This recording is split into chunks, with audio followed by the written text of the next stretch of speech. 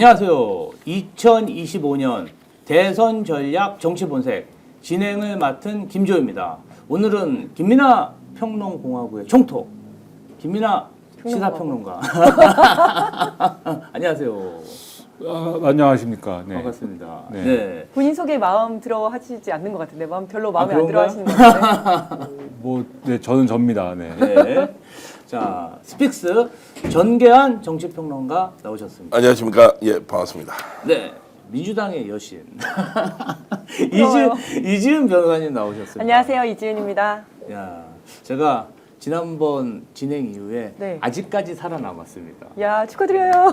다음 주에도 나오는 것은 여기 계신 예. 패널들이 어떻게 활약하느냐에 따라 달려 있습니다. 잘 네. 좀 부탁드립니다.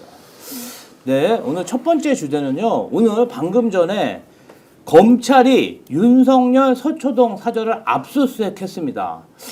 우리 전계한 평론가님이 이거 관련해 가지고 좀 첩보를 입수했다고 제가 들었습니다. 뭐 첩보보다는 아침에 이제 압수수색을 하고 있으니까 네. 이쪽 저쪽으로 연락해서 이게 뭐냐 네. 파악을 좀 했습니다. 상징성이 일단 윤석열 김건희 자택을 압수수색했다는 것은 이제 국민들 앞에 뭔가 보여주겠다는 거 아니에요. 그러면 사법 처리의 시간이 점점점 다가오고 있다는 것이고, 그리고 윤석열 김건희에 대해서 검찰이 직접 나서서 한다 이제 이런 것인데, 내용을 살펴보니까 이제 건진법사 아시죠? 지금 5천만짜리 관봉, 그러니까 특활비나 은행에서 직접 쓰지 않고서는 그 돈의 꾸러미가 나올 수가 없는 것을 가지고 있었던 거, 이거 지금 특활비 아니냐라는 이제 의혹도 있지만, 그 외에도 건진과 관련돼서는 수없이 많은 것들, 지금 뭐 통일교에서 목걸이 받아서 전달했는데 이게 6천만 원이다 7천만 원 이런 거 있지 않습니까? 드러난 것에 대한 것도 있지만 드러나지 않은 것도 충분히 근거가 될 만한 거를 이제 압수수색하겠다라는 것이고, 그러면 이걸 이제 누구를 타겟팅하느냐, 윤석열이냐 김건희냐, 일단은 김건희만 타겟으로 해서 확실한 증거를 확보하겠다는 것이고, 그것이 결과적으로 소환과 그리고 구속영장 청구까지 이어질 가능성이 상당히 높다. 그러면 그 시점이 언제냐? 대선 6월 3일 이전에 가능하지도 않겠느냐라는 것이 일종의 좀 시나리오처럼 움직이고 있는 것 같아서 이게 예사롭지는 않다라는 판단을 할 수 있을 겁니다. 네. 이지은 변호사님. 네. 지금 뭐 이러한 압수수색으로 뭐 관봉 5천만 원 돈다발, 그다음에 목걸이, 뭐 그리고 여러 가지 명품 가방 선물로 이런 게 어떻게 진상이 규명될 수 있을까요? 일단은 오늘 지금 압수수색 들어간 것은 청탁금지법 위반으로 압수수색을 한다고 검찰에서 이야기를 했거든요. 그거는 뭐냐면 건진이 이제 통일교 제2인자라고 하는 윤 씨로부터 김건희 선물이라면서 목걸이와 가방 등을 받았다라고 했는데 본인은 잃어버렸다라고 했어요. 그런데 어쨌든 이런 것들이 있는지 찾아보겠다라는 것으로 예상이 되는데, 목걸이와 가방 찾으려는 거. 그런데 과연 거기 안에서 목걸이와 가방을 찾을 수 있을까? 저는 숨겼을 가능성이 크리라고 봐요. 그래서 현장에서 목걸이와 가방을 찾지는 못할 수도 있겠지만, 중요한 건 뭐냐면 이 영장이 나왔다는 것 자체는 어느 정도 혐의가 입증이 됐다는 거거든요. 왜냐하면 그 건지는 그 가방을, 아니 목걸이를 잃어버렸다라고 진술을 했어요. 이제 김건희 선물로 받았는데 나는 잃어버렸고 전달한 적이 없다라고 했으면 거기서 끊겨야 되는 건데, 뭔가 이어지는 혐의들이, 증거들이 있기 때문에 이 영장이 나온 거거든요. 예를 들어서 뭐 이제 통화 내역이라든지 아니면 문자에서 뭐 목걸이 잘 받으셨습니까? 잘 쓰고 있다, 고맙다라든지 이런 연결시켜줄 고리들이 있기 때문에 이 영장이 나온 거거든요. 그리고 검찰에서 이야기는 안 했지만 이런 부분 외에 이 목걸이와 가방만 찾으려고 들어가지는 않아요, 보통. 그러니까 이거 외에도 아마 압수 목록들이 많을 겁니다. 그러면 그것들을 분석해서 더 이제 혐의들이 더 나올 거고, 지금부터 시작이다 이렇게 보시면 될 것 같습니다. 그러면 검찰에서 어느 정도 수사 의지는 있는 걸로 봐야겠네요. 저는 있다고 봐요. 네. 저는 충분히 있다고 보고, 지금 저는 검찰은 전방위적으로 아마 김건희와 윤석열에 대한 수사를 들어갈 겁니다. 지금 검찰은 판이 바뀌었다라는 걸 알고 있어요. 그래서 뭐 첫 번째 한 두 가지 정도 제가 지난번에도 얘기를 했는데, 첫 번째는 스스로가 살아남기 위해서 이제 새 정권이 들어오면 검찰 개혁의 칼날이 이제 자신들을 향할 거기 때문에 그걸 좀 피하거나 무뎌지게 할 목적에서 지금 우리 이거 봐, 이렇게 열심히 하고 있잖아, 우리가 김건희랑 윤석열 목 따다가 새 정권에다가 갖다 줄 테니까 우리 좀 봐줘 하는 뜻에서 시작을 한 걸 수도 있고, 두 번째는 이제 한동훈을 도와주기 위해서 하는 걸 수도 있죠. 왜냐하면 한동훈이 작년 10월경에 이제 재보선 끝난 다음에 당대표 시절에 뭐라고 했었었냐면 김건희에 대해서 도이치모터스 수사 결과는 뭐 국민의 눈높이에 맞아야 된다. 그러니까 뭐 기소를 해야 된다는 취지로 얘기한 거죠. 그다음에 김건희는 대외 활동 자제해야 된다. 그리고 뭐 의혹 해소에 협조해야 된다. 이런 얘기를 계속 했었어요. 해서 이제 친윤으로부터 굉장히 공격을 많이 받았었죠. 그랬는데 지금 와서 하는 얘기가 뭡니까? 지금 경선 과정에서도 작년에 내가 그 얘기했을 때 나 도와준 사람 누구 있었냐? 니네 전부 다 코박콩 하면서 전부 이제 아부만 하려고 했었지. 내가 그때 쓴소리 했을 때 그때 제대로 됐었어도 정권이 이렇게까지 되지 않았을 거다. 이 얘기 지금 하고 있잖아요. 네. 그래서 만약에 지금 계속 수사 들어가서 혐의가 나오고 도이치모터스도 문제가 있는 게 나오고 하면 한동훈은 할 말이 많아지는 거죠. 그거 봐라. 내가 작년에 뭐라고 했냐. 한동훈 말이 맞구나. 이제 이런 식으로 갈 수 있기 때문에 결국 이거는 한동훈을 도와주는 거죠. 네. 두 가지 의도가 있을 수 있다 봅니다. 네, 김민하 평론가님. 이번 검찰의 정적적인 압수수색 관련해가지고 뭐 저는 사실 정치인이다 보니까 약간 좀 어리둥절한 부분이 있어요. 지금 뭐 오늘 뭐 민주당 이재명 후보 용광로 선대위 발표하고 지금 막 대선 관련해서 여론이 막 굉장히 관심도가 높을 때인데 갑자기 아크로비스타 압수수색이 나오니까 좀 어리둥절하거든요. 왜 이 시점에 검찰이 압수수색에 들어갔고 그다음에 도이치모터스 웍도 재수사한다고 하는데 이 부분에 대해서 어떻게 생각하십니까? 검찰의 의도가 뭘까요? 지금 말씀하신 거랑 저도 비슷하게 생각을 합니다. 이제 검찰의 의도라는 거는 네. 일단은 자기 방어를 해야 되지 않습니까? 지난 문재인 정권 때 생각을 해보시면은 문재인 정권 초반에 왜 이제 소위 말하는 특수부 검사들의 힘을 못 뺐느냐 그 지적을 많이들 하셨잖아요, 그렇죠? 많이들 했지 않습니까? 왜 처음부터 특수부 검사들의 그 처음부터 그 검찰 개혁을 확실하게 했었어야 되는데 왜 못해가지고 특수부 검사들의 힘을 못 뺐느냐에 대해서 뒤에 가서야 이제 6대 수사 중심으로 해가지고만 검찰 수사권을 제한을 하고 뭐 이런 개혁들이 이루어지잖아요. 초반에 왜 못했느냐? 그때 이제 윤석열 이 문재인 정권 초기에 무슨 얘기들을 하냐면은 지금은 다 잊어버렸어요. 잊어버렸지만은 초반에 무슨 얘기를 하냐면 자 이제 정권을 잡았으니까 국정농단을 저지른 사람들을 봐줄 거냐 이 얘기를 엄청 많이 했습니다. 사람들이 그러는 거 아니냐? 예? 국정농 이제 정권을 잡았기 때문에 국민토감이나 이런 게 필요하다 이런 명분으로 국정농단을 저지르고 이랬던 사람들 이제 수사 그만하고 이제는 하나가 돼가지고 이제는 뭐 함께 갑시다 이렇게 하는 거 아니냐 이 얘기들을 많이 했어요. 그래서 검찰이 진행하고 있는 수사나 이런 것들이 중단이 되고 뭐 이러는 거 아니냐 이런 우려들이 있었기 때문에 그냥 검찰 수사 진행해라 이렇게 한 겁니다. 그래서 검찰이 그 이전에 박근혜 수사를 하고 있었잖아요. 특검이 하고 있었던 것도 있지만 검찰이 하고 있었던 게 있는 거거든요. 그래서 그냥 진행이 된 겁니다. 검찰이 수사를 진행을 하고 있으니까 검찰의 힘을 빼자 뭐 이런 얘기가 잘 안 됐던 거죠 초반에. 그래서 이제 검찰의 권력이 유지가 되는 상황이 됐던 건데 지금 사실은 생각해 보면 똑같은 거죠. 지금부터 윤석열, 김건희 이런 사람들 윤석열 정권에서 뭐 날고 기고 그다음에 그 본체에 해당하는 윤석열, 김건희를 검찰이 수사를 해버리면은 정권 교체에 이제 걸치는 거잖아요. 거기다가 이제 김건희 소환 이런 거를 반드시 이제 시도할 거고 지금도 하고 있고 지금 조율하고 있다잖아요. 김건희 쪽이랑. 김건희 변호사 선임해가지고 변호사 선임을 했고 언제 오실래요? 이 얘기하는데 김건희 쪽에서 아예 안 가고 난 서면 조사를 하면 안 돼요? 이랬다는 거 아닙니까? 저 더 이상 이제 뭐 저 대통령 배우자도 아닌데 서면 조사하자고 그래가지고 무슨 소리냐? 우리는 검찰은 꼭 청사로 오셔야 된다고 본다. 이래가지고 협의를 하고 있다는 거 아닙니까? 이런 분위기를 보면 한 번은 꼭 부를 것 같은데 대선 전에 그렇게 해가지고 생색내고 우리 열심히 수사하고 있다. 이렇게 해서 대선 지나고 나면은 또 비슷한 상황이 벌어지는 거죠. 아 이렇게 열심히 수사를 하고 있는데 검찰의 권한을 줄이거나 우리를 이렇게 산산조각 내가지고 기소청, 뭐 공소청, 뭐 이런 식으로 중대범죄수사청 이렇게 공중분해 시킬 겁니까? 이렇게 가는 이런 거를 구상하는 거 아니냐라는 의심이 하나가 드는 것이고, 그다음에 아까 말씀하셨던 또 지난주에도 얘기한 것 같은데 한동훈 쪽의 어떤 국민의힘 입장에서 윤석열을 정리하기 쉬운 구도를 이 검찰이 만들어주고 있는 거 아니냐. 오늘도 사실 아침에 보수 언론들의 이 신문의 어떤 사설이나 이런 걸 보면은 한덕수와의 단일화 뭐 이런 거 다 좋은데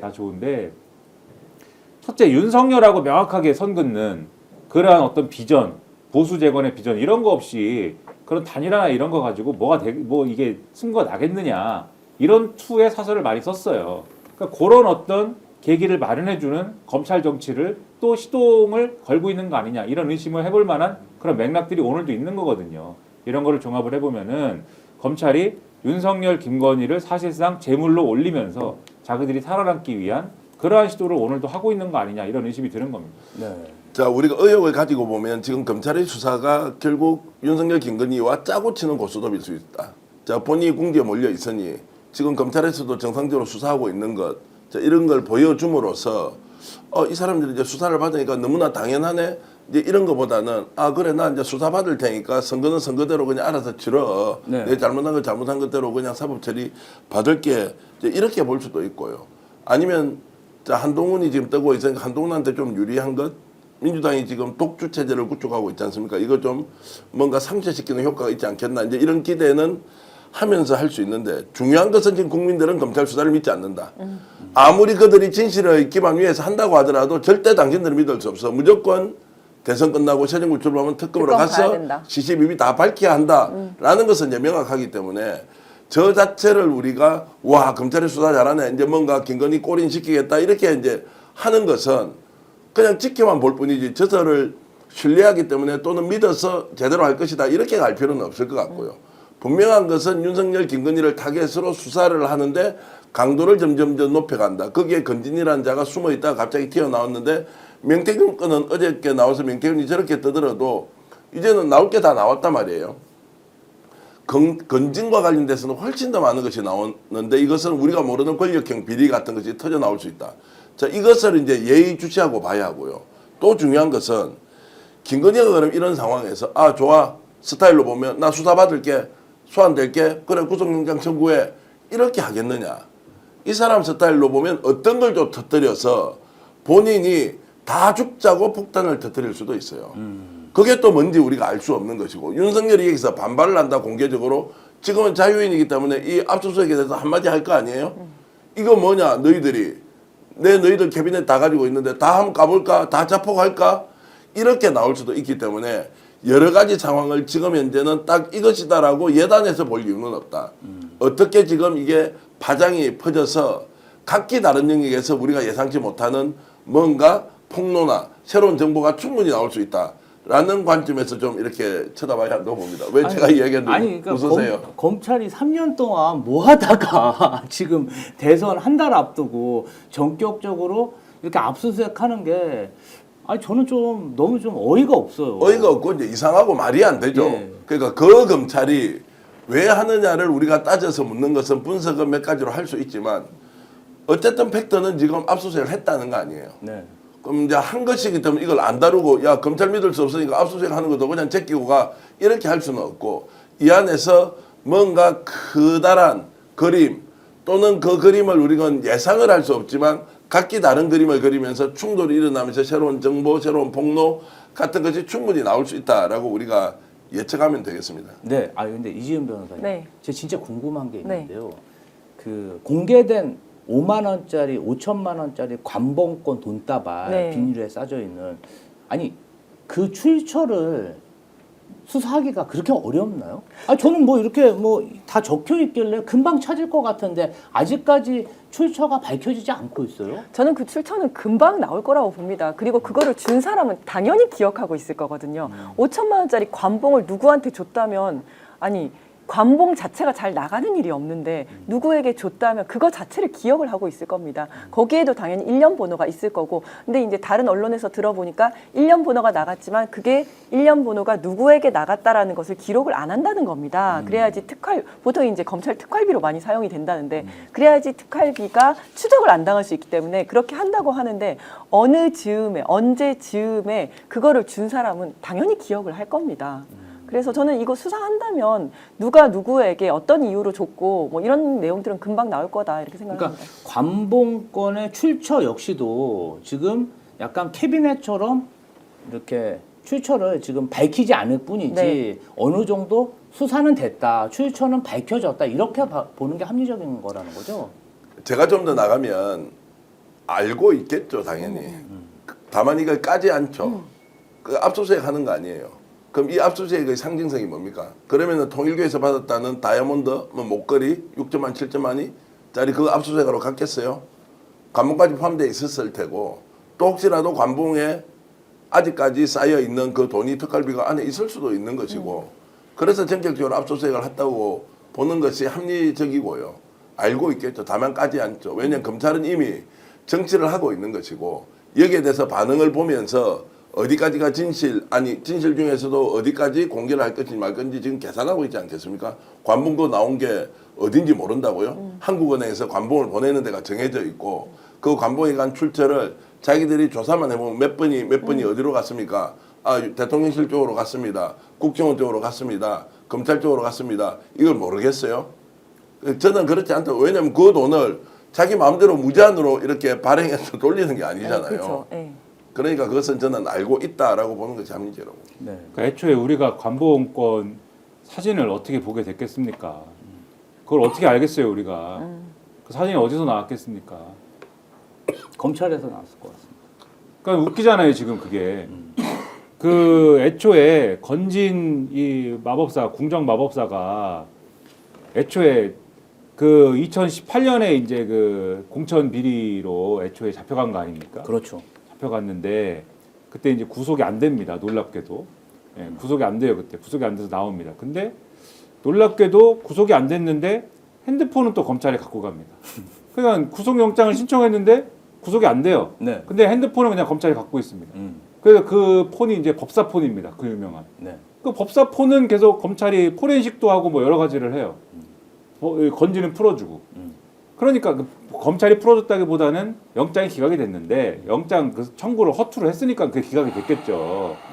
그냥 폰만 갖고 건지는 풀려나고 왜냐면 그때는 아직 윤석열이 살아 있을 때니까 뭐 지금도 죽은 건 아니지만 정치적으로 살아 있을 때니까 풀려나고 그리고 검찰은 그거를 이제 갖고서는 수사를 해 나간 결과가 거기서 뭐 관봉권도 나오고 이러저러한 여러 가지 정황들이 거기서 이미 다 파악이 된 거 아닙니까? 그러고 나서 윤석열이 정치적으로 지금 죽고 나서 우리가 건진 뉴스를 지금 어마어마하게 지금 보고 있는 거잖아요. 그렇죠. 그럼 이 출처는 어쨌든지 간에 뭐 이런 소스들이 나와서 소스들을 가지고 언론이 취재도 하고 뭐 이런 것들이 이제 덧붙여져 가지고 여기까지 온 거지만은 원 소스는 어쨌든 법사폰으로부터 시작된 여러 가지 수사 줄기로부터 나온 여러 가지 검찰발 정보들 이런 것들로 지금 이루어져 있는 이런 얘기들 아닙니까? 그리고 이 5천만 원짜리 관봉권이라고 우리가 부르는 이런 거는 어쨌든 이게 밑에서 올라온 돈은 아닌 거잖아요. 쉽게 말하면 건진이라는 사람이 브로커지 않습니까?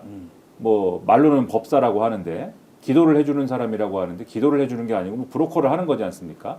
브로커라고 해서 기도비라는 걸 받고 인사를 꽂아주거나 뭐 민원을 받아주거나 그래서 윗선에 연결시켜주거나 이런 걸 하는데 관봉으로 묶여 있는 돈을 그거를 민원을 이 청탁하러 온 사람이 주지 않았을 거잖아요. 무조건 이거는 위에서 떨어지는 돈 아닙니까? 관봉권이니까. 그러면 위에서 떨어졌다는 것은 건진한테 위에 있는 사람이 건진한테 청탁을 했을 리는 없는 것이고 무슨 대가를 준 것이거나 아니면 기도를 시켰거나 뭐 이런 걸 거 아니에요. 근데 기도를 뭐 시켰을 수도 있겠지만은 기도는 뭐 본인들이 다른 데다 시키면 되는 문제인 것 같고 건진한테 기도를 뭐 시켰는지는 제가 모르겠어요.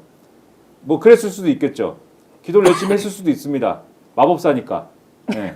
그건 뭐 몰라요. 근데 하지만은 오늘 의혹이 되는 거는 오늘도 이제 보도가 됐지만은 건진의 법당에 얼마 이제 멀지 않은 곳에 양재동 캠프 사실은 지난번에 이 한참 전에 스픽스에서도 한번 다뤘던 얘기인데 네. 양재동 캠프라는 거를 운영을 했고 거기 건진이 사실상 그 캠프를 운영한 거 아니냐. 거기 네. 네트워크 본부 건진이 운영했던 네트워크 본부 사람들이 들락날락하고 그리고 이런 비공식 캠프들이 사실 이제 과거의 스픽스에서 그게 다 정치자금법 위반이고 선거법 위반이라는 점을 여러 차례 말씀드렸는데 왔다 갔다 하면서 거기에 캠프 비공식 캠프들 간에 막 알력 관계가 생겨가지고 서로 견제도 하고 싸우기도 하고 난장판이었는데 어쨌든 거기를 운영하는 건진이 거기서 돈도 쓰고 사람들 돈도 주고 먹을 것도 사주고 이랬다는 거 아니에요? 그럼 그 돈은 다 어디서 나왔느냐라고 생각을 할 때 나중에라도 그런 식으로 관봉권을 왜냐면 이제 취임 이후에 이제 지출된 돈이니까 네. 그런 식으로 건진한테 뭔가 보존해주고 뭐 이런 것이 아닌가라는 상상도 가능한 거거든요. 네. 그러니까 이런 관계들이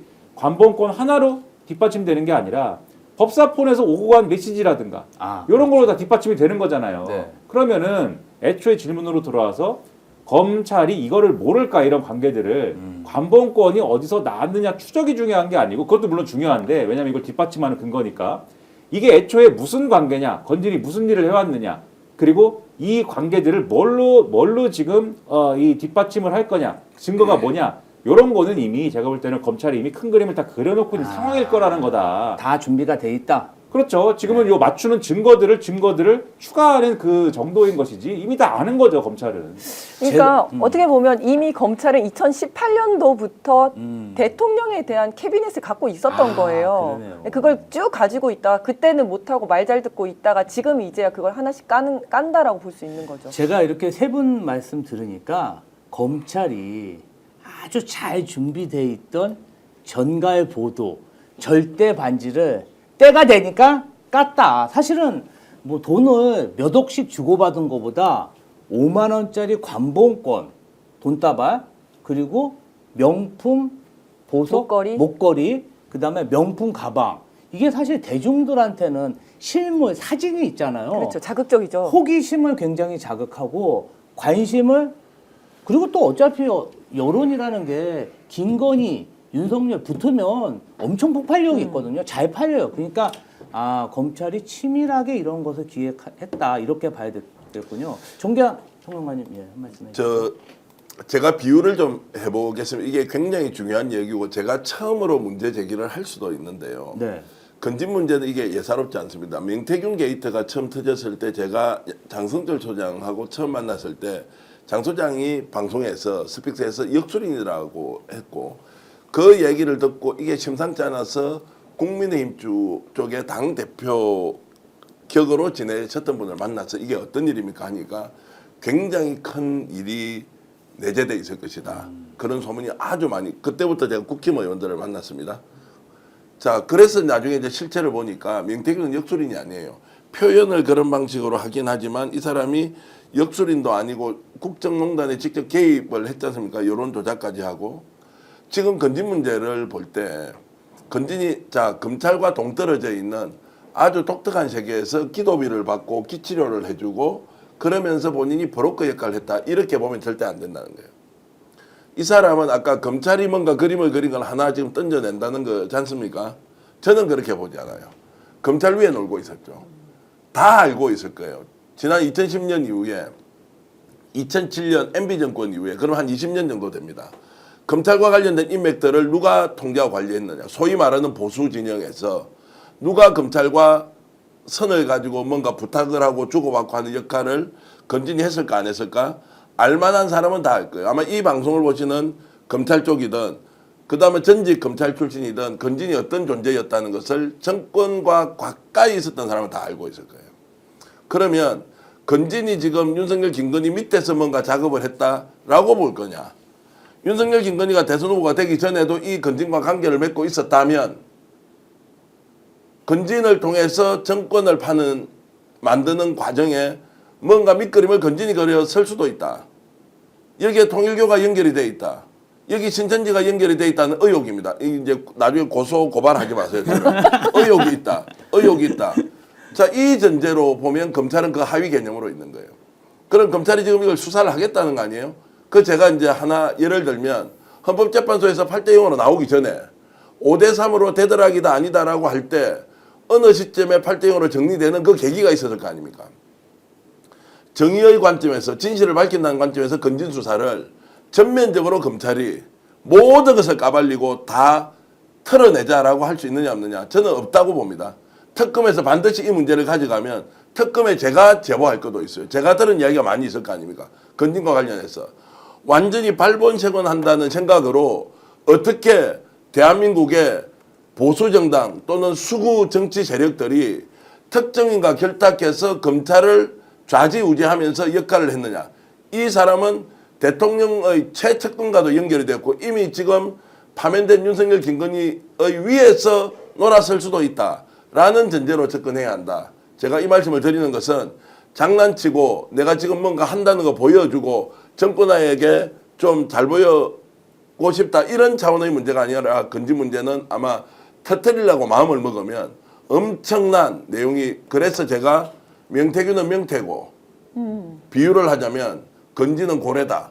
이런 말씀을 제가 드립니다. 그러니까 그러면- 여기가 스픽스기 때문에 우리 정계한 대표님이 스픽스 대표지 않습니까? 네. 그래가지고 나와서 얘기를 하면은 정계한 대표님은 항상 본인이 돋보이는 방식으로 말씀을 하세요. 그래갖고 옆에서 얘기하면 뭐 별로 제가 얘기한 거랑 크게 다르지 않는데 그래도 혹하는 매력은 있잖아요. 그러니까 뭐 본인이 말씀하면 내가 너보다 훨씬 더 많은 걸 얘기해. 근데 아니 다 맞는 말씀입니다.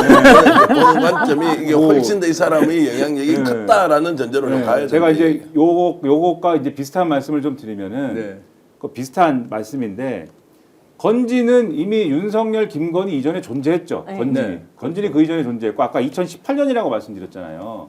2018년이라는 시점은 윤석열, 김건희가 정계 진출을 하지 않은 때죠. 그때가. 그렇죠. 그렇죠? 그때 이미 국민의힘 공천을 쥐락펴락하고 있는 상태였습니다. 그때 이미. 그때도 마법사였네요. 그렇죠. 네. 그때도 법사죠. 그리고 윤한홍 의원이 건진 법당에 찾아가면서 만나게 됐다고 하잖아요. 근데 그때가 언제냐라고 물어보면은 이명박 정권 때 이제 그 행정관 하고 나서 그 이후에 만났다라는 얘기를 하거든요.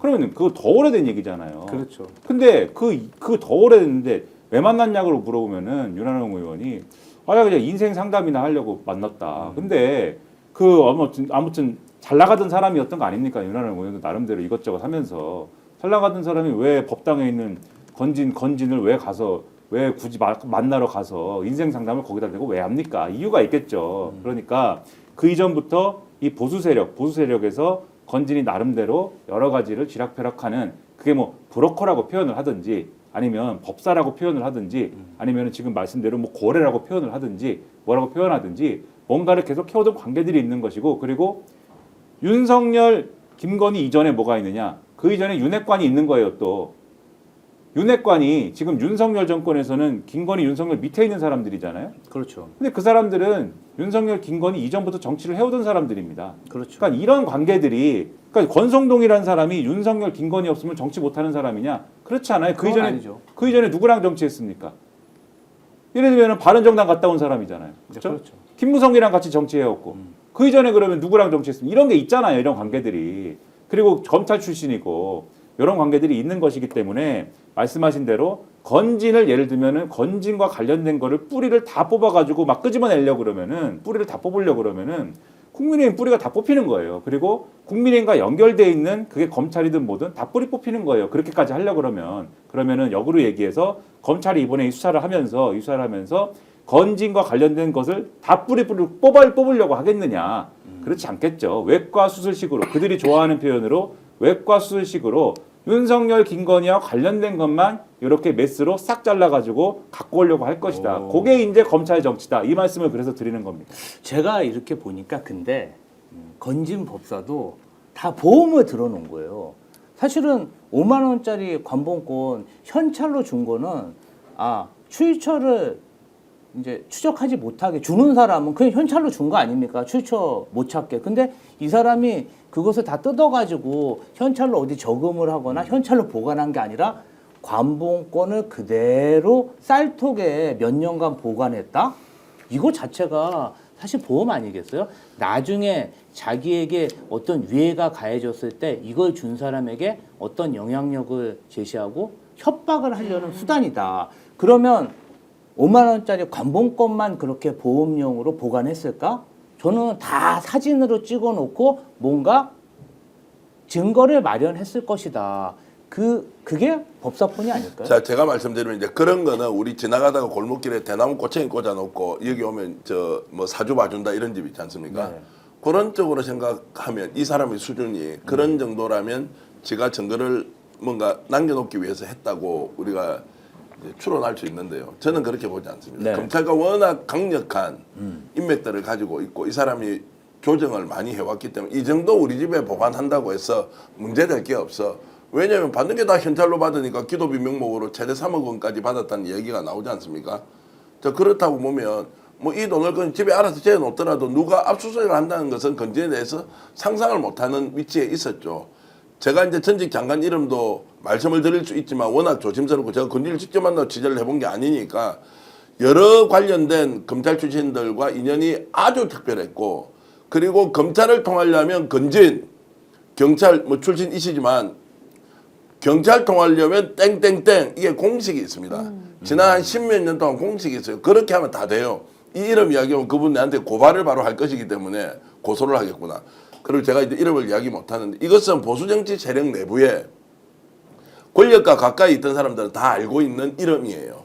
이게 드러나지 않았을 뿐이죠. 또 드러나더라도 아까 얘기했듯이 외과 수술 방식으로 요거만 드러내고 요거만 드러내고 근데 이번 이 문제는 저는 특검을 통해서 이거 발본책으로 되는데 새롭게 대한민국을 만들려면 보수정치 세력도 정말로 다시 태어나게 하려면 완전히 뿌리 뽑아야 된다. 검찰이 어떻게 이렇게 해서 죽이고 싶은 놈은 300번씩 해가지고 압수수색가 죽이고 그 부인을 100번씩 압수수색하고 송 대표 같은 사람도 120번 정도 당했다고 하더라고 주변 사람까지. 그렇죠.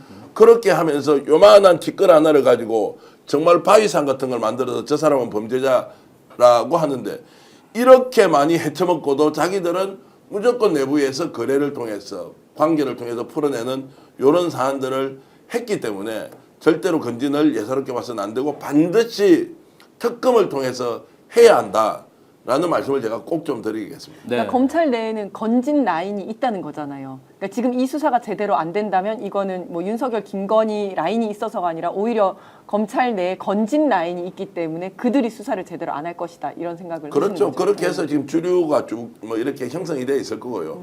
자, 조직의 특징을 한번 보세요. 여기에는 돈이 섞여 있는데 두 조직 다 특활비를 쓸 수 있는 조직이에요. 대통령실이라는 게 청와대가 특활비를 쓸 수 있는 곳 아니에요? 검찰이 특활비를 쓸 수 있는 곳 아닙니까? 그리고 또 한 개 더 있죠. 국정원도 특활비를 쓸 수 있는 거지 않습니까? 이게 묘하게 연결되어 있는데 이제 여기는 제가 말 조심을 해야 하는데 분명한 것은 건진이 검찰과 어떤 관계가 있는지 저처럼 이상한 평론가가 나와서 검찰 앞에서 야 너희들 다 내통하는 거 아니냐라고 하는 것이 오해가 될 수 있도록 제대로 밝혀주면 됩니다. 그리고 건진이 누구와 연결되어 있는지 지금 현재 최상위에 있는 검찰 라인과 아무 관계가 없는 건지 윤석열과 아무 관계가 없는 건지 그러면 명명백백하게 수사를 통해서 밝히면 될 거 아니에요? 이거를 그냥 일종의 국민들 앞에서 보여주게 하듯이 하지 말고 아예 건진 이번에 제대로 털겠다 안 털겠다 마음 먹고 한번 결단을 내려야 한다 이런 말씀을 드리겠습니다. 네. 현재 시각 우리 지금 스픽스 동접자가 8,800분. 네. 아, 고무적입니다. 근데 좋아요는 2,900분이 눌러주셨습니다. 지금 보시는 분들이 우리 스픽스 좋아요를 한 번씩 눌러주시면은 이 컨텐츠가 많이 또 이렇게 널리 알려질 수 있으니까요. 아, 그냥 지나치지 마시고 구독, 좋아요, 알림 설정 꼭 부탁드립니다. 어젯밤에 제가 역전 용사들 제가 한 4,000명 넘었는데 좋아요 10,000명쯤 누르는데 진행자가 더 파워풀하게 이렇게 좋아요 이렇게 눌러주실 수 있을 것 같은데 지금 시각 3,000명 돌파했습니다. 아 그렇습니까? 조금만 힘을 내주시면은 사이다님도 네. 눌렀다고 감사합니다. 박민수님 3,000인데 좋아요 이렇게 해주셨는데 고맙습니다. 네. 그럼 이제 저희 다음 주제로 한번 넘어가 예. 보겠습니다. 아, 원래는 오늘 아침까지만 해도 이재명 용광로 선대 이게 굉장히 네. 화제였는데 자, 그 얘기를 좀 해보겠습니다. 그 민주당 기사 중에 여의도 어슬렁대면 각오 지역구 대선 성적 의원평가 추진하겠다. 아니 네. 이준변 지역 현재 마포 지역위원 마포갑. 네, 네, 지역위원장인데 이 얘기는 갑자기 무슨 얘기일까요? 아, 저는 제가 그전에도 이렇게 가야 된다고 주장을 했었거든요. 그래요? 왜냐하면 저 같은 경우에는 이번에 마포갑에서 어느 정도 득표율을 올리는가가 제 성적표예요. 지난번 대선 때 민주당 후보가 저희는 12%로 졌습니다.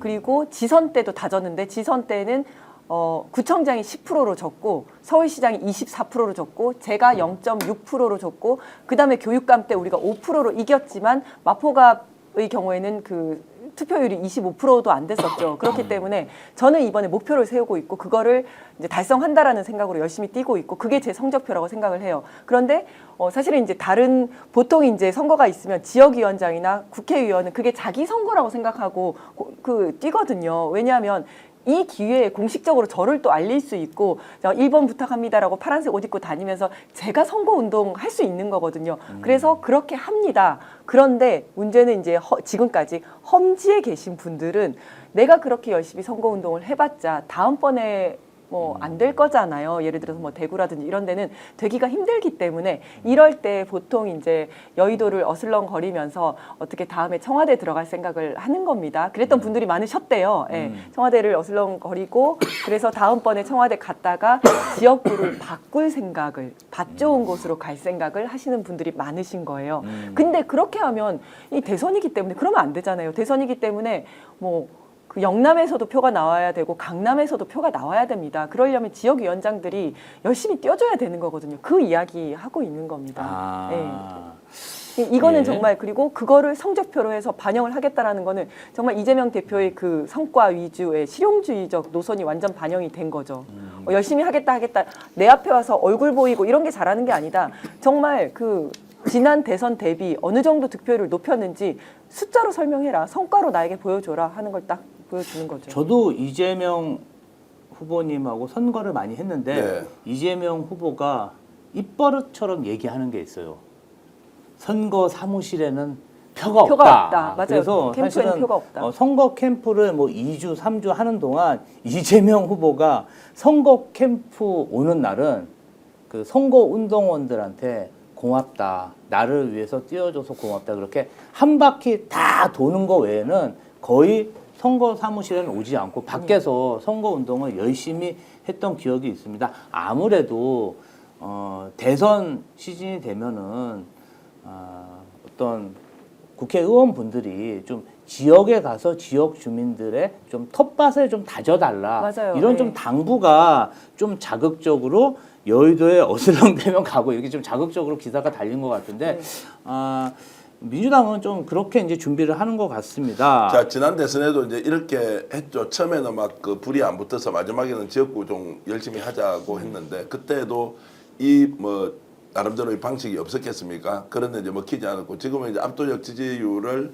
유지하고 있는 상황에서 딱 이게 나오니까 아마 170명 국회의원들이 엄청 긴장하면서 자기 지역구에서 제대로 해야 되겠다 생각할 거예요. 그리고 뭐 당연히 이분은 정량평가를 통해서 본인의 역량이나 이런 것들을 객관화시키고 그것이 공천에 반영된다고 하면 당장 이제 내년 지방선거 때 누구를 공천할 거냐 말 네. 거냐부터 이제 이렇게 영향이 이제 생길 수밖에 없는데 아주 저는 잘 하는 것이라고 보고 이게 이제 다른 한편으로는 대선에서 표를 결집하는 국회의원들의 역할이 지역구 활동에서 매우 중요하다는 것도 있지만 앞으로 사람을 쓰는 방식도 사람을 인사를 하는 방식도 결국 이렇게 될 것이다. 단순히 실용이라는 이름으로 보수 진보의 벽을 넘어서서 굉장히 폭넓게 인재를 구할 것이다 라고 하는 것보다는 그 한 사람 한 사람이 어느 정도의 역량, 능력을 가지고 실제로 결과를 성과로서 이렇게 이제 보여줄 수 있느냐 없느냐 이것이 매우 중요한 기준이 될 것이라는 일종의 자 사인 또는 좀 예고편 이런 것이어서 인사 스타일도 이제 충분히 우리 이해를 하겠다. 더 중요한 것은 강조했듯이 이제 지지율까지 이렇게 높으니까 누가 와서 시비를 걸겠어요. 관계가 중요하지 무슨 실력이 중요하냐고. 실력은 운에 따라가는 거지. 세상 상황이란 게 다 내를 스타로 만들 수도 있고 실패를 할 수 있지. 중요한 것은 지호 대변인 내하고 관계 아니야? 관계로 가자. 이런 것들도 실제로 정치판에 존재했단 말이죠. 근데 그게 전혀 먹히지 않을 것이라고 하니까 줄을 저렇게 이재명 후보 옆에 많이 선다는데 믿는 사람이 아무도 없대요. 그렇게 듣지 않습니까? 전 대표님. 예.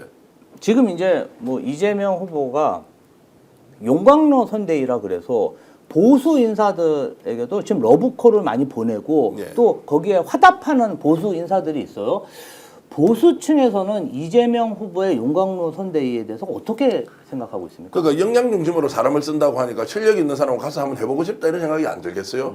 보수고 진보고 다 떠나가지고 흔들리고 있나요? 많이 흔들리고 있죠. 남경필 전 경기도지사 같은 경우에는 만약에 마약 퇴치와 관련된 일에 굉장히 중요한 국가적 화두지 않습니까? 그렇죠. 그러면 마약 문제를 어떤 식으로든 남경필 지사가 노하우가 축적이 많이 돼 있습니다. 물론 사회적 지탄도 받았지만 자식이 그렇게 곤란한 상황에 빠져 있는데 이재명의 압도적 지지율에 마약과 관련된 문제 대한민국을 완전히 청정국가로 만들어 내겠습니다라고 남경필 지사를 내세우면 이게 보수 진보의 문제가 아니고 우리 국가가 가지고 있는 마약과 관련된 청소년과 관련된 이런 문제를 근원적으로 개선할 수 있는 계기가 되겠다. 그러면 무조건 가벌을 하는 것보다는 개선을 해서 예방을 하고 혹시라도 마약에 손댄 애들도 빨리 사회로 복귀할 수 있는 치료를 프로그램을 하고. 이런 것들은 훨씬 더 많이 만들 수 있으니까 저는 남지사를 개인적으로 알긴 하지만 꼭 이런 기회에 들어와서 다른 정치적 판단하지 말고 마약 문제 정말로 해결하자 대한민국에. 이러면은 당연히 이재명과 손잡고 가는데 굉장히 매력을 느낄 것 같습니다. 네. 김민하 평론가님. 지금 이재명 캠프의 이 용광로 선대위 어떻게 생각하십니까? 용광로가 뭐 뜨겁고 좋죠. 네. 끝. 근데 이제 네. 그 이제 뭐 어떻게 생각하냐 이렇게 물어보면은 이제 네, 좀 이제 좋게 생각한다. 네. 그러니까 뭐 그런 거죠. 이 운동장을 넓게 쓰면 좋다 이런 개념 아니겠습니까? 그러니까는 이 보수 인사들도 이렇게 좀 성향이 달라도 이렇게 함께 할 수 있다 이런 걸 보여주는 이런 느낌하고 아주 뭐 나는 예를 들면은 나는 가령 진보 성향이니까 아주 진보적인 사람들을 한번 진보적인 사람들로 꽉 채워보겠다 캠프를 이런 거랑 느낌이 완전히 다른 거잖아요. 그렇죠. 예를 들면 제가 선거 나가서 저는 뭐 대한민국 유일의 좌파니까 좌파들로만 한번 캠프를 꾸려보겠다 이렇게 하면은 사람들이 보면서 무슨 생각을 하겠습니까? 좀 무섭다라든지 저 사람은 집권을 해서도 아주 순혈주의로 나라를 운영하겠구나라든지 그리고 뭐 저렇게 되면 아주 저런 사람들만 이 나라에서 살아남겠구나라든지 이런 생각을 할 거 아닙니까? 근데 캠프의 구성 단계에서부터 여러 색깔, 특히 지금까지 포용하지 못하는 거 아니야? 이런 염려를 가졌던 그러한 성향의 사람들까지 다 어쨌든 함께하는 모습을 보여준다. 뭐 이런 모습으로 가는 느낌을 주는 거니까 앞서 말씀하셨던 것처럼 중도층이라든가 이런 부분에서는 그래도 좀 염려한 부분이 있었는데 그래도 어느 정도 저렇게 같이 하는 모습을 보여준다라면은 해소가 되네 이런 느낌을 주는 거잖아요 그 자체로. 그래서 말씀하신 용광로 선대위라는 게 이 다른 성향의 여러 가지 사람들이 함께 모여가지고 이 캠프를 구성하는 것이다라는 것이니까 크게 이제 나쁠 게 없다라고 보고 특히 지금과 같은 때에 그러한 전략을 쓰기가 이렇게 좋은 때가 없다. 왜냐하면 보통 같은 성향끼리 이제 모이게 되는 그러한 경우가 이 양대 세력이 중도층에서 세게 붙을 때는 같은 성향끼리 결국은 모이게 될 수밖에 없습니다. 왜냐하면 다 서로 가져갈 거 아니에요. 중도의 영역에서 중도의 영역에 걸쳐 있는 인물들을 서로 가져가게 되기 때문에 그러면은 결국은 각자 성향에 조금이라도 가까운 사람들을 가져가게 되는 그런 상황이 될 거 아닙니까? 그러면은 이제 결국 끼리끼리 모이는구나. 보통은 그렇게 되거든요. 근데 지금 상황은 어떤 상황입니까? 국민의힘이 나라를 다스리는 일을 그냥 포기했습니다.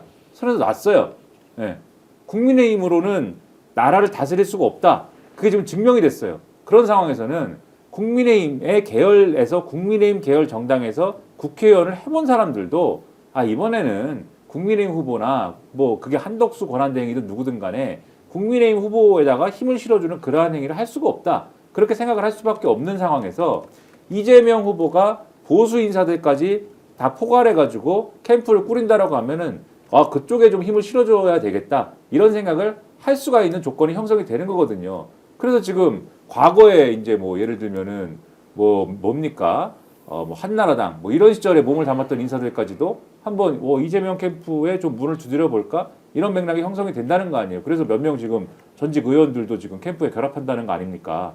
그래서 그런 것까지 보면은 선거 공학으로 볼 때는 뭐 집권 이후에는 이제 여러 가지 뭐 논쟁적인 지점들이 형성이 될지는 모르겠습니다만은 선거 공학으로 본다고 하면은 확실하게 이기는 방법에 그러한 전략을 짜고 그러한 전략을 실행하고 있다라고 평가할 수가 있다. 저는 그렇게 생각을 합니다. 네, 말씀하시죠. 저는 이게 용광로 선대위가 가능한 게 이재명 후보가 캠프를 장악하고 있고 내부적으로도 공감대가 형성되어 있기 때문이다라고 생각을 하거든요. 그러니까 실제로 이념 계파가 아닌 실력으로만 사람들을 다 뽑는다면 이거 너무 좋죠. 성과가 따라오고. 근데 그걸 못하는 이유가 내부에서 막습니다. 어차피 이거는 성공할 거고 대선에 승리할 건데 이 사람 저 사람 다 들어오면 내 입지가 줄어들거든요. 내부에서 저 사람 문제 있습니다. 저 사람 지난번에 이러이러한 얘기했습니다. 대표님에 대해서 뭐 이렇게 험담했습니다. 라고 하면서 내부에서 인해 장막을 엄청 쳐요. 그래서 들어오려고 해도 못 들어오게 하는데 지금 지금은 이제 후보의 의지가 매우 강하고 캠프를 완전하게 장악하고 있고 내부에서도 아 이게 필요하다라는 공감대가 형성이 돼 있는 것 같아요. 그래서 이게 가능하구나 이런 생각이 들어요. 저는 사실 제가 이지은 변호사가 하신 말씀 저도 하려고 그랬어요. 제가 이제 2017년 이재명 대선 캠프에도 있었고 2021년 이재명 후보 대선 캠프에도 있었는데 이게 후보가 정말 힘이 세지 않으면 이런 인선을 못 합니다. 엄청나게 휘둘립니다. 이게 왜냐하면은 후보가 지지율이 낮거나 뭔가 좀 그러잖아요. 그럼 그 주변에 있는 당에 있는 인사들이 다 그 자리를 차지하려고 합니다. 그리고 다른 사람도 못 오게 합니다.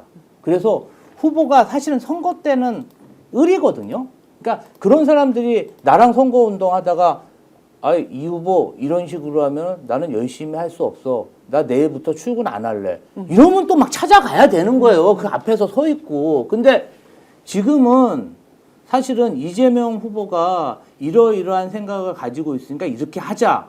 그러면 대부분의 민주당에 있는 구성원들이 아, 대표님, 그럼 그렇게 합시다. 아, 이러이러한 부분 이렇게 우리가 한번 만들어 보겠습니다. 그러니까 이재명 후보의 리더십이 확고한 거죠. 그런 의미에서 보면 지난 3년간 우리 민주당의 당원들, 지지자들이 항상 저희에게 행사장 가거나 댓글로 써주시는 게 있어요. 이재명 대표 하고 싶은 대로 한번 해보세요. 우리가 지켜드릴게요. 사실 지난 2번의 당대표 선거에서 굉장히 압도적인 지지, 그리고 이번 경선에서 90% 가까운 압도적인 지지를 보여줬기 때문에 이재명 후보가 이렇게 운동장을 넓게 쓰면서 용광로 선대위를 할 수 있었던 게 아닌가. 그래서 제가 이제 이런 모습을 보면 이제 옛날에는 막 저희가 막 이렇게 많이 막 이렇게 부탁하고 이러고 다녔을 거잖아요. 근데 지금 아, 이재명 후보가 저렇게 당당하게 리더십을 발휘하고 본인이 하고 싶은 대로 조직을 꾸려서 하는 모습을 보면서 좀 짠한 마음이 듭니다. 그리고 우리 이제 민주당원들과 지지자분들에게 좀 감사한 그런 마음이 좀 들었습니다. 용광로 선대위를 보면 요즘 제가 이제 주목하는 네. 인물이 조갑재 대표님이나 정규재 전 주필 같은 분이 딱 와서 있는 그대로, 그것은 새로운 이야기가 아니에요. 민주당을 지지하거나 이재명 후보를 지지하는 사람이 계속 했던 이야기인데 누가 이야기하느냐에 따라서 완전히 달라지지 않습니까? 어저께도 대장동 사건 그거요 라면서 정규재 주필이 하는 이야기 들어보면 주옥 같은 이야기인데 귀에 쏙쏙 박히는 이유가 이분이 정통 보수 출신인데 그렇게 말을 하기 때문에 훨씬 더 듣기도 좋고 확산력이 생기고 오히려 국힘에서 공격할 수 있는 빌미를 줄여준다는 거죠. 이게 이제 영입의 효과이면서 용광로 효과인데 어저께 권오로 의원하고 제가 장시간 통화를 했습니다. 아, 그 예. 이제 어제 아침에도 했고 오후에도 이제 문자를 주고받고 했는데 이분이 이번에 영입되기 전에 3개월 전에 일단 먼저 이제 제안을 받았다는 것이고, 두 번째 그 제안을 받고 나서 숙고를 했는데 그 당시 이제 윤석열 파면이 결정이 안 돼 있어서 내가 갈 테니까 상황 정리되면 다시 부르면 언제라도 가겠다고 약조를 한 지가 한 3개월이 됐고, 그 과정에서 유승민 전 의원하고 고등학교 때 완전 절친이었어요. 이분이 고등학교 때 완전 절친이었는데 유승민 의원은 전화니 처음에 굉장히 놀라더라. 그런데 다시 전화를 하니까 잘 알겠다라고 했고, 박기태 국회의장한테도 전화를 했는데 박기태 국회의장이 기왕에 할 것 같으면 제대로 도와줘야 된다. 이런 이야기를 박기태 전 국회의장이 했다는 거예요. 심지어 이명박 대통령한테도 전화를 2번 했는데 전화를 안 받더래요. 그래서 비서관한테는 뭐 연락을 해서 내가 이렇게 됐다고 하면서 본인이 2, 3개월 동안 그 주변에 지금까지 정치를 함께 했던 사람들하고 통화하는 데 시간이 많이 걸렸고, 그리고 양해를 구했다. 처음 만나서 인연을 맺는 것보다는 헤어질 때가 굉장히 중요하다고 생각했던 자기는 안동 출신으로서 자, 헤어지기 위해서 일일이 전화를 해서 양해를 구했다. 이명박을 통해, 이재명을 통해서 뭔가 대한민국을 새로 바꾸는데 제가 여기 좀 몸을 얹겠습니다. 양해해 주십시오. 와, 그 이야기를 듣고 나니까 권오을 전 의원이 다르게 완전 보이네요. 괜찮은 사람처럼 진짜. 보이는 네, 거예요. 네. 괜찮아 보이네요. 실제로 이제 그분이 저는 굉장히 좋은 분이라고 생각을 하고, 또 원래 민주당으로 경북도 의원을 하셨어요. 민주당으로 도의원을 맞아요. 했던 적이 네, 있었는데 어찌됐든 이제 이런 방식으로 외연을 확장하면서 영입되는 사람이 보여주는 일종의 이제 행동들이 결국에는 자당을 지지하거나 후보를 위해서 똘똘 뭉쳐 있는 사람들이 말하는 것의 파괴력, 파장보다는 훨씬 더 훨씬 크다는 크죠. 거예요. 예. 자, 그래서 이게 이제 용광로 선대위라는 것은 가능한 한 많은 분들이 들어와서 함께 선거운동을 하게 하고 마지막에 이 사람을 선택해서 중용을 할 것인지 말 것인지는 결국 역량으로 다 평가하게 되어 있는 거 아닙니까? 네. 자, 그렇게 본다면 구분해서 볼 필요가 있고 권오월 선대위원장이 TK의 상징으로 삼선 국회의원, 한나라당 출신, 국회 사무총장 그리고 박근혜 선대위원장이라면 굉장히 훌륭한 분을 저는 영입했다고 보고 이분이 또 정말로 완치를 지금 이제 받았거든요.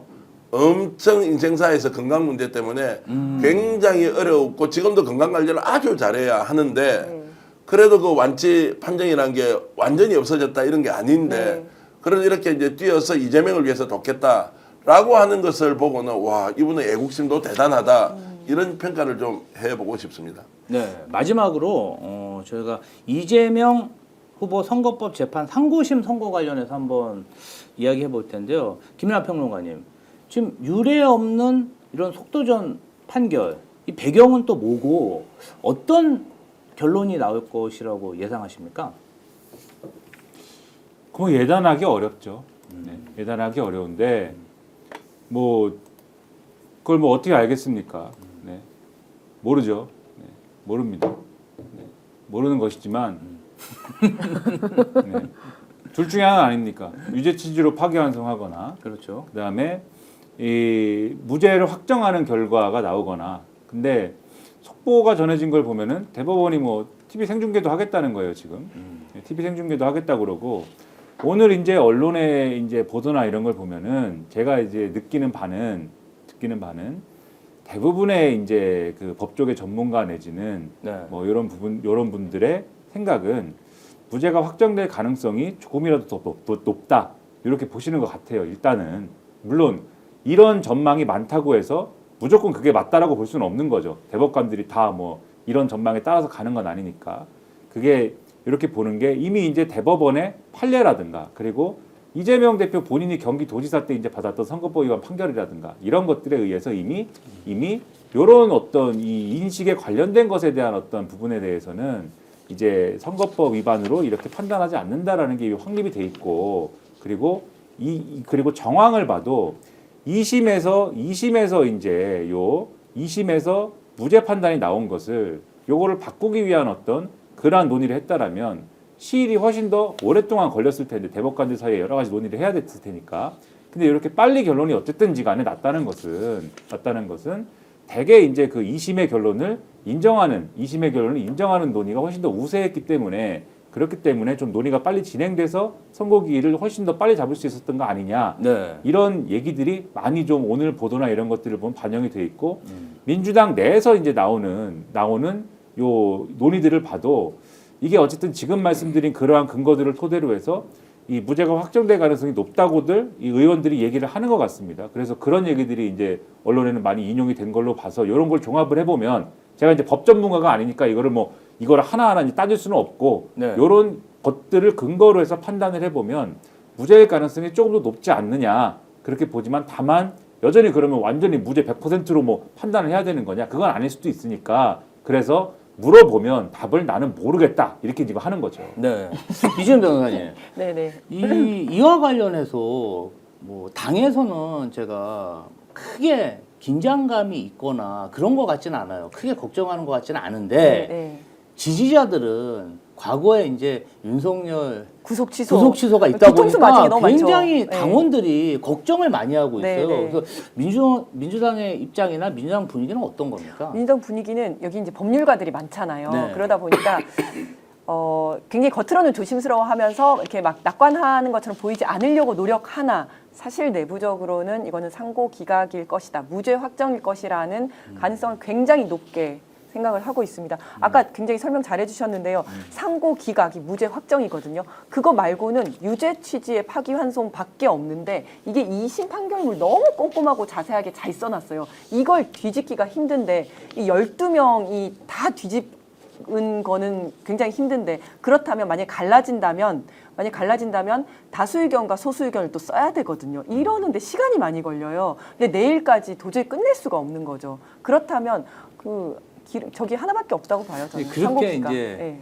생각하고 이야기를 하면 우리 또 지지자들과 당원 동지분들이 너무 아니하네.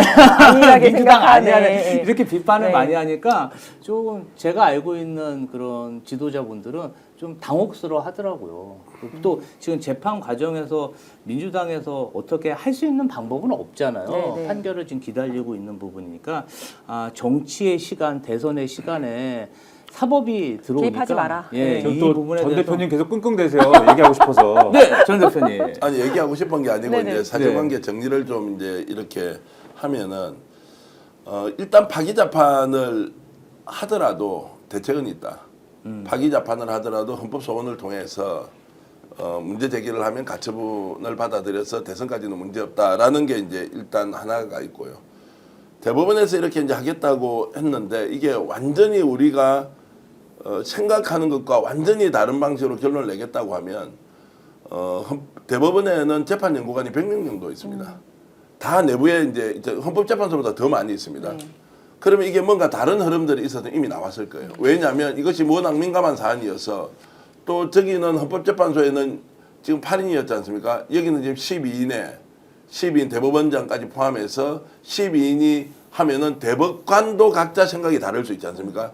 이 이야기가 어떻게든 흘러나왔을 거예요. 헌법재판소에서 아무리 완벽하게 비밀을 유지했다고 하더라도 저희들이 추적 취재를 하면서 그 내용 하나하나를 퍼즐 맞추기 하듯이 들어봤지 않습니까? 그래서 이게 5대3이었다 8대0으로 어떻게 가느냐 이제 이런 것들을 예상했듯이 어젯밤 오늘 아침까지 제가 이렇게 안테나 세워서 보면 아무런 이야기가 대법원에서 흘러나오지 않습니다. 재판연구관이 100명 정도 있으면 여기에서 문제가 있다거나 이게 완전히 딴판으로 갈 것 같으면 이런 이야기 흘러나와야 된다. 안 나온다. 그럼에도 불구하고 파기재판을 할 경우에는 헌법소원을 통해서 가처분 신청하면 대선을 치르는 데는 문제가 없기 때문에 자 오늘 아침에 그러면 생중계까지 하겠다라고 하는 것은 대법원이 지금 끼어들지 않으면 우리의 존재감을 드러낼 수 없다. 사법부의 최상위 기관인 대법원이 이 문제와 관련해서 교통정리 정확하게 해주겠다. 무죄는 자 확정이다. 두 번째 대선 기간에 형사소추와 관련된 부분이 안 된다고 하는 헌법 제84조를 어떻게 해석을 할 것이냐 라는 부분에 대한 의견도 내놓을 수가 있고요. 자 그러면서 본인들이 대한민국 사법부의 최고기관이라는 것을 증명도 하면서 우리의 존재감도 드러내는 것. 그러면 결론은 뭐냐? 바뀔 게 없는데 본인들이 이 판에 끼어들어서 국민들 앞에 신뢰를 요만큼이라도 회복하는 조치를 하기에는 이보다 더 좋은 시점은 없다라고 저는 정리를 하겠습니다. 예. 하여튼 사법 이 정치의 시간에 사법이 왜 들어오는지 저는 좀 유감이고요. 마지막으로 요거 하나 우리 정기환 대표님한테 한번 여쭤보겠습니다.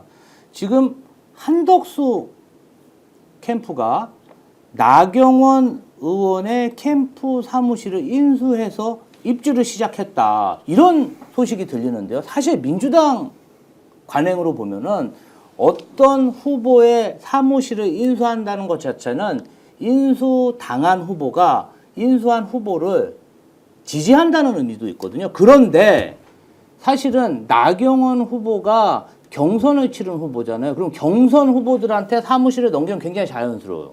그런데 경선 후보가 아니라 아직 입당도 안 한 외부 대선 후보에게 사무실을 넘겼다? 이거는 민주당 입장에서 보면요. 민주당 내에서는 일종의 해당 행위며 경선을 불복한 게 아닌가 이렇게까지 해석됩니다. 자, 이 부분 국민의힘에서 지금 어떤 일이 벌어지고 있는 겁니까?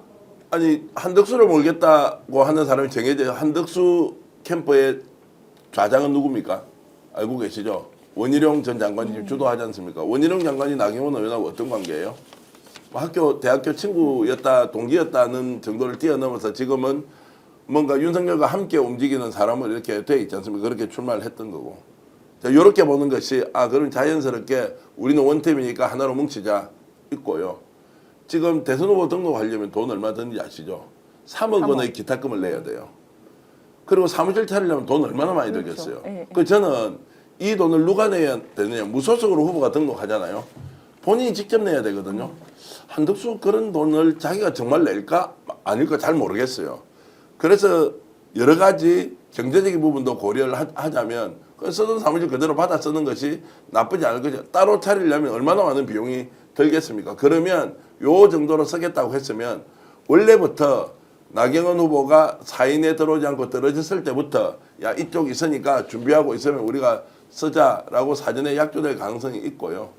마지막까지 그냥 보면은 돈은 아끼고 싶고 그리고 형식은 갖추고 싶고 그런데 이제 효과가 얼마나 나타날지는 두고 봐야 하지만 참 이렇게 이제 해서 뭐 해당 행위 이런 쪽으로 이야기를 하면 뭐 듣는 우리 저 시청자들도 그게 뭐 해당 행위야 원래 한 편이었는데 이렇게 생각하지 않을까 싶네요. 해국행위죠. 해국행위. 나라를 망치고 있는 거죠. 이거는 그냥.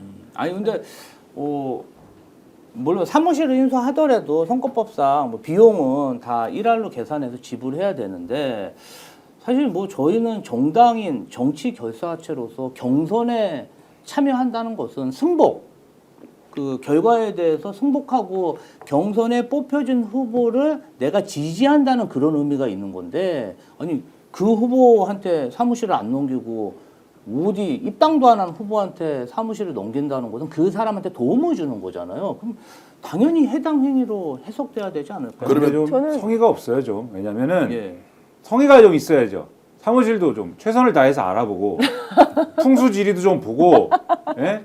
거기 좀 이렇게 고사도 지내고 해야지. 원래 이 사무실 맨하탄 21이잖아요. 이 사무실이 네. 맨하탄 21 그 여의도에 그 거기는 잘 안 쓰는 사무실입니다. 네, 사실은 잘 안 가는데 네. 주로 대합 빌딩, 그 다음에 그 옆에 있는 뭐 용산 빌딩, 그 다음에 그 건너편에 있는 극동 VIP 빌딩, 그 옆에 있는 대산 빌딩 이런 데 가잖아요. 그러니까 뭐 명당 자리 그 건너편에는 뭡니까? 아무튼 뭐 그런 데 가는데 맨하탄 있으면 잘 안 가는데 원래 처음에 여기 들어간 분이 오세훈입니다. 오세훈이 들어갔다가 오세훈이 이거를 드롭을 나경원이 그거를 나경원이 물려받고 그거를 또 나경원이 이제 자기가 진출할 4강에 진출할 줄 알다가 이제 이게 안 되지 않습니까? 네. 근데 그거를 지금 한덕수가 그러니까 이분들이 최소한의 성의가 없어요. 사무실은 알아봐야 될 거 아닙니까? 그래서 이런 식으로 물려받는 이런 일이고 그리고 이제 해국행위다라고 하셨는데 오늘 이 기사 나온 거 이런 걸 보면은 사실 한덕수를 어떻게든 한덕수의 좋은 어떤 이 환경을 만들기 위해서 이 윤석열 정권과 윤석열 정권의 이 쭉정이라고 하면 좀 그렇죠. 윤석열 정권의 이 잔당들이 부단히 애를 썼다라는 게 다 드러납니다. 미국의 장관이 얘기해 줬어요. 스콧 베선트라는 재무장관이 있죠. 이렇게 얘기를 했습니다. 그 미국의 기자들이랑 얘기를 하는데 그 일본이나 뭐 한국이나 뭐 이런 데 보면은 선거 치르는 나라도 있는데 그런 나라들이랑 협상하는데 그러면 협상하느라 좀 늦어지지 않겠어요? 그런데 뭐라고 얘기했냐면 선거 치르는 나라들 그 나라들은 오히려 우리랑 협상하는 거를 자기들 선거에 유리하게 이용하려고 협상을 빨리 끝내려는 것으로 그렇게 우리가 파악하고 있고 그래서 협상이 아주 잘 된다. 본인이 하고 있는 걸 얘기하는 거 아니에요 지금. 그렇죠. 그 얘기 누구 얘기입니까? 한덕수 한덕수 얘기잖아요. 얘기지. 그렇게 얘기를 하고 또 오늘 한겨레 보도를 보면은 김태호 씨 있지 않습니까? 네. 김태호 씨가 얼마 전에 미국에 갔다는 거예요. 미국에 가가지고 야 우리 주한미군하고 말이야 우리 한국하고 어떻게 잘해볼까 이런 전략을 짜고 그랬다는데 이 얘기도 다 뭡니까 결국은 김태호 씨 누구랑 좋은 그림 만들려고 이 얘기를 미국에 가서 막 하고 오늘 해군부 장관이 온다는 거 아니에요 미국에 이런 얘기가 다 뭐겠습니까? 그래서 근데 이런 얘기가 국익을 가지고 자기 출마하는데 좋은 얘기로 써먹으려고 하는 그 맥락에서 이루어지는 거잖아요. 그런 점에서 볼 때 이 사무실에 성의가 그렇지. 없는 것부터 시작해서 나라의 좋은 국익, 나라를 좋게 만들어야 되는 국익을 자기의 사익을 위해서 활용하는 거, 꼼꼼하게 활용하는 거. 여기서 저는 과거에 이명박의 냄새가 좀 난다. 정말 대통령 권한대행이라는 사람이 선거 사무실 알아보고 다니는 것 자체가 문제인 거죠. 그렇죠. 네. 사실은 말도 안 되죠. 심판이 지금 제가 좀 비꼬은 겁니다. 그 사무실에 성의가 없다라는 것은 그렇죠, 좀 그렇죠. 비꼬았습니다. 정말 여담이긴 한데 나경원은 적극적으로 사무실을 물려주려고 했을 겁니다. 왜냐하면 6월 3일까지 빌렸을 텐데 이게 짧게 빌리는 거기 때문에 엄청 비싸게 빌리는 거거든요. 누구한테 물려주지 않으면 빈 사무실로 본인이 돈 내야 되거든요. 아마 넘겼을 것이다. 네.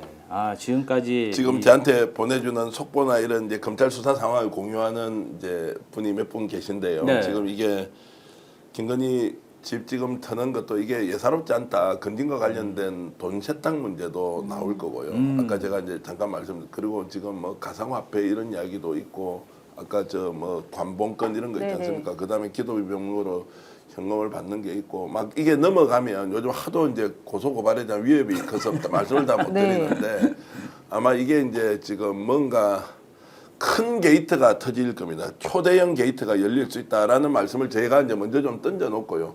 이거 반드시 민주당의 우리 이재명 변호사나 이런 분들이 나중에 특검 가야 돼요. 특검 가서 밝혀야 되고요. 자, 이런 것들을 꼭 한 번 더 우리 인지하고 기억해 네. 주시면 좋겠다 말씀드립니다. 그러니까 여기 압수수색하는 주체가 지금 가상자산 범죄 합동수사단이거든요. 네, 예. 아, 그래서 아마 그래요? 그쪽으로 지금 타겟을 좀 잡고 있는 것 같아요. 코인으로 주고받았다는 얘기인가요? 자, 그러니까 이제 네. 코인과 관련해서 가상화폐 이 수사단이 작년 12월 달에 사기꾼이 모여 있는 코인 거래소가 있는 거예요. 네. 이걸 막 틀었는데 돈이 뭐가 턱 터져 나왔는데 아이고. 거기에 보니까 이게 이제 뭔가 내가 이름 이야기하면 안 돼요. 그렇지. 지금 우리 계속 얘기했던 네. 그 사람이 나오는 거예요. 아, 네. 야, 이거 뭐야 이거? 근데 이건 완전히 사기꾼 집단으로 바뀌어 버리는 거 네, 아니에요. 네. 이게 그냥 돈을 뇌물을 내가 뭐 몇천만 원 받는 게 받고 안 아니고. 받고 기도비가 아니고 네.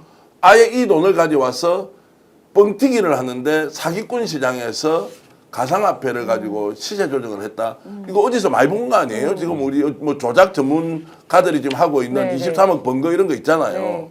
무슨 패밀리네요, 이것도. 패밀리네. 그러니까요, 이게 건진을 그냥 보면 안 된다고. 건진이 지금 하고 있는 것은 이게 바깥에 어느 시장에서 완전 뻥튀기를 해가지고 그러면 가상화폐는 국내에서 돈이 없어도 되는 거 아니에요. 네, 그렇죠.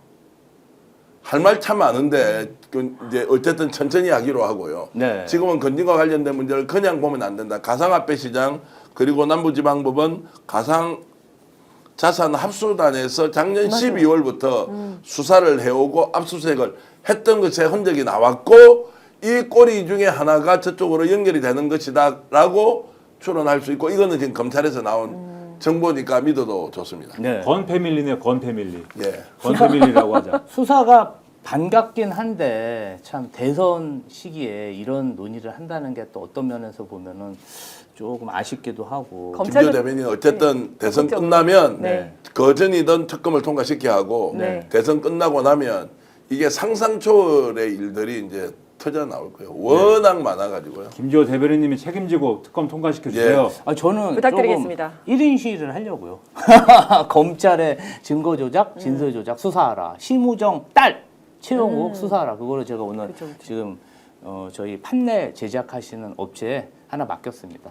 네. 그래서 지금 검찰이 이상한 짓을 하니까 본질을 수사해라고 얘기할 예정이고 세 분하고 이렇게 얘기하다 보니까 어느덧 저희가 시간이 됐고요. 자, 우리 고마운 광고주님이 있습니다. 그래서 광고 제가 인터넷 비교원 읽어드리겠습니다. 최대 128만 원 놓치지 마세요. 인터넷 TV 신규 가입 시 48만 원, 휴대폰 구입 시 최대 50만 원, 정수기 렌탈 시 최대 30만 원, 인터넷 가입과 동시에 알뜰폰 또는 휴대폰 새로 장만 없이 현재 쓰고 있는 휴대폰의 통신사만 변경하면 최대 30만 원 혜택을 돌려드려요. 인터넷 성능은 거기서 거깁니다. 혜택만 잘 비교해 보세요. 비교원은 23년 동안 60만 명 누적 가입자, 983억 누적 현금 사은품 지급, 그리고 개인정보 보안도 철저히 한 건의 보안 사고도 없었습니다. 8억 이상의 보증보험을 가입해 한 분도 억울한 일 없도록 준비된 인터넷 비교원, 인터넷 휴대폰 정수기 비교는 비교원에서 하세요. 자세한 내용은 1670-2572를 통해 상담 받으시거나 네이버에 인터넷 비교원을 검색하시고 상담 신청하세요. 자, 다음 광고입니다. 정치 성향은 어떻게 결정되는가? 여러분, 나와 다른 정치 성향을 가진 지인과 말이 안 통하시죠? 왜 그럴까요? 미국 정치학자 3인이 공동 집필한 정치 성향은 어떻게 결정되는가에서 그 내용을 자세히 실었습니다. 뇌과학, 유전학, 진학 심리학을 기초로 정치 성향 형성 원리를 과학적으로 밝혀서 재미있고 흥미롭습니다. 그리고 부록에서 정치 성향 테스트가 있습니다. 나의 정치 성향을 점수로 파악하면 스스로를 더욱 잘 알 수 있습니다. 더보기란과 고정 댓글에 도서 구매 링크가 있으니 꼭 한번 읽어보시기 바랍니다. 지금까지 2025년 대선 전략 정치 본색 오늘은 여기까지 하겠습니다. 김민하 시사평론가, 전기환 정치평론가, 이지은 변호사가 함께했습니다. 감사합니다. 감사합니다. 오늘 방송 어떠셨습니까? 마음에 들었다면 구독, 좋아요로 스픽스를 응원해 주십시오. 여러분들의 구독, 좋아요는 가장 큰 힘이 됩니다. 스픽 구독, 좋아요.